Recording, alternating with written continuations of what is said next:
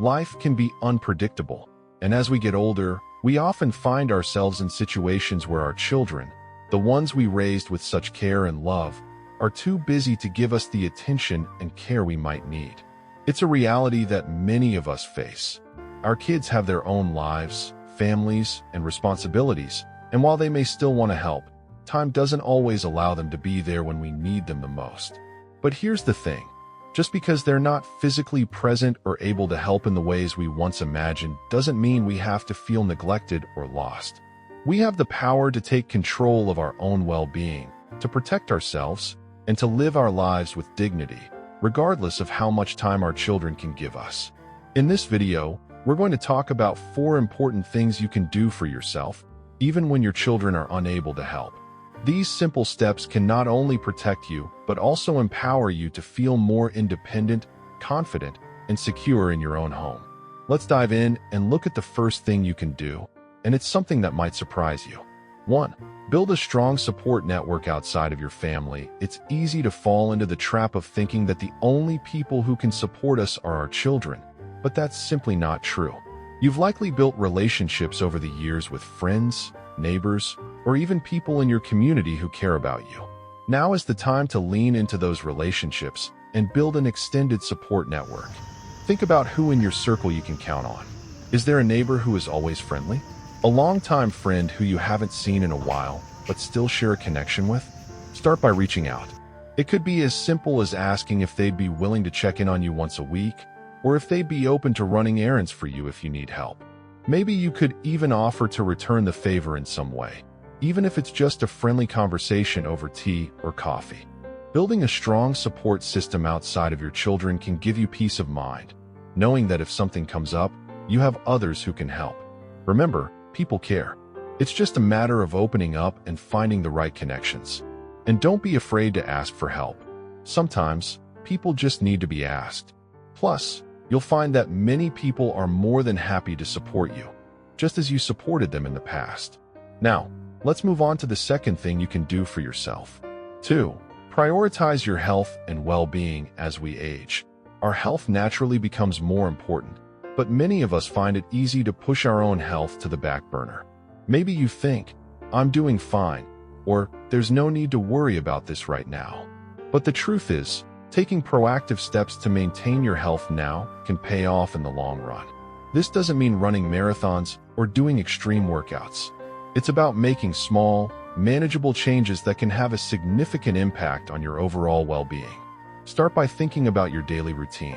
Are there habits that you could tweak to improve your energy or mood?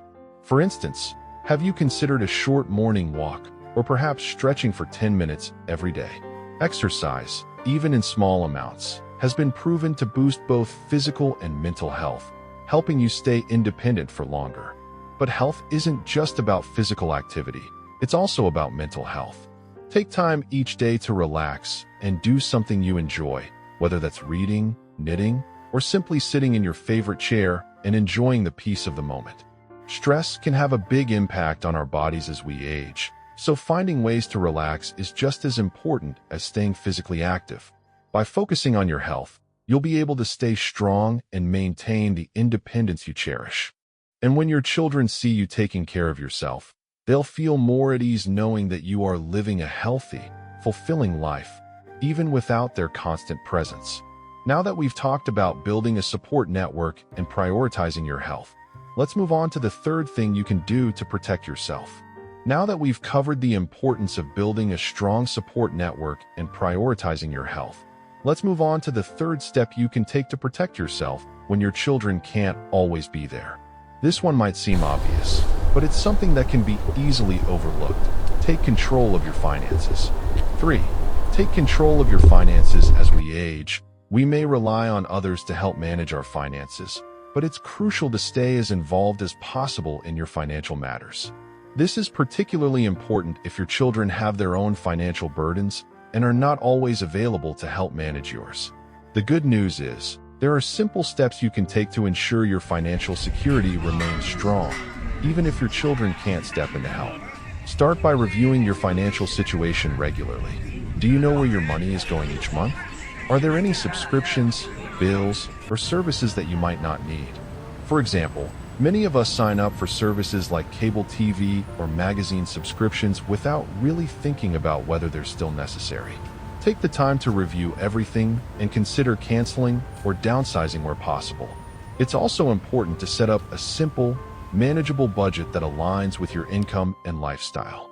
You don't need to get complicated about it, but understanding what you can and can't afford will give you peace of mind. And remember, just because you're retired or living on a fixed income doesn't mean you can't enjoy small luxuries. Maybe there's a hobby or activity that brings you joy. Prioritizing these things in your budget, even in a small way, can help you feel more independent and less reliant on others. If you're unsure where to start, there are many local resources or financial advisors that specialize in helping seniors. They can guide you through the process of budgeting, saving, and ensuring you have the financial security you need, no matter what life throws your way. Taking control of your finances is not just about managing money. It's about taking charge of your future. It gives you the confidence that, no matter what happens, you can continue living comfortably and independently. And that, my friend, is incredibly empowering. Now, let's talk about the fourth and final point. When your children can't always be there, it's essential to have a plan for emergencies, and that means preparing for unexpected situations. 4. Have a plan for emergencies. Emergencies can happen at any time, and while it's impossible to predict exactly when or how, you can still take steps to be prepared. Whether it's a medical emergency, a fall, or even a weather-related situation like a power outage, having a plan in place can make all the difference. Start by thinking about what you would do in an emergency. Do you have a list of important phone numbers, not just your children's, but also your doctor's, a close friend, or a neighbor who could help in case of an urgent situation? Write it down and keep it somewhere easily accessible, like on the fridge or in your phone. Next, consider setting up some basic systems that could help you in an emergency. For example, many seniors find that using a medical alert system, which includes a wearable device with a button that can instantly connect you to emergency services, is an easy and effective way to stay safe. If something were to happen, you wouldn't have to rely on anyone else to be there immediately. The help you need would be just a press of a button away. Another important step is ensuring your home is as safe and accessible as possible.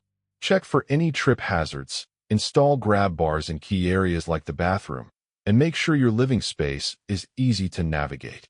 These small changes can make a big difference in preventing accidents that could lead to emergency situations. Finally, think about your medical needs. Do you have a medication schedule?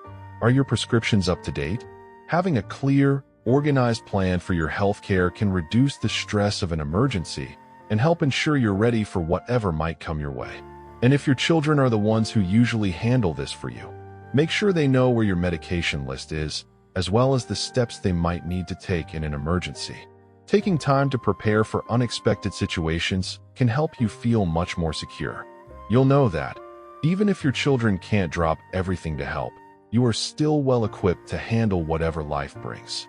Now, I know that these might sound like a lot of things to consider, but they are all manageable steps that, when put into practice, will help you maintain a sense of independence and control over your life. No matter how busy or distant your children may be, you have the tools and the ability to protect yourself and continue living life on your terms. Remember, it's not about doing everything perfectly. It's about making small changes that will help you feel secure and supported. You've spent your life caring for others, and now it's time to care for yourself in the same way. In the next part, we'll take a deeper look at how to keep your mindset positive and proactive, even when things aren't going as planned. We've covered a lot so far: building a support network, prioritizing your health, taking control of your finances, and preparing for emergencies. These are all key ways to protect yourself and maintain your independence, even when your children can't be as present as you'd like. But there's one more thing to consider, perhaps the most important of all: your mindset. When your children are busy with their own lives, it can sometimes feel like you're all alone in the world. That loneliness can seep in, making it harder to stay positive or motivated. But here's a truth I want you to remember: your mindset is everything. How you choose to view your situation will make all the difference. 5. Cultivate a positive, independent mindset as we age, it's natural to experience changes in our roles within our families and communities. Your children might not need you in the same way anymore, and that can be tough to accept at first. But here's the thing. Just because your children aren't as available doesn't mean you are any less valuable. You are still a vital, wonderful person with so much to offer. Start by focusing on the things you still can do, instead of what you can't. It's easy to fall into the trap of self-pity when we feel like we're losing our independence. But instead of dwelling on what might have changed, try to think about all the things you can still do. Maybe you're not as active as you used to be, but you can still enjoy time with friends, take care of your garden, or do things that bring you joy. A positive mindset starts with shifting your perspective. Instead of seeing your children's busy lives as a reason for sadness, view it as an opportunity for your own growth. You can explore new hobbies, take up a class you've always wanted to try, or even volunteer for a cause you care about. The possibilities are endless, and they don't depend on anyone else. In fact, developing hobbies and interests that are yours and yours alone can help you feel more confident and self-sufficient. You're not just waiting for someone else to fill the gaps in your life. You're living a rich, full life on your own terms. And when your children do have time for you, it will feel more like a gift, something to enjoy and appreciate, not something to expect out of necessity. A positive, independent mindset also means embracing your own ability to make decisions. Trust yourself, and know that you have the wisdom to navigate whatever comes your way. Whether it's making decisions about your health, your finances, or your daily routine, the confidence to make choices that align with your needs is incredibly powerful. You don't need anyone else's permission to live your best life.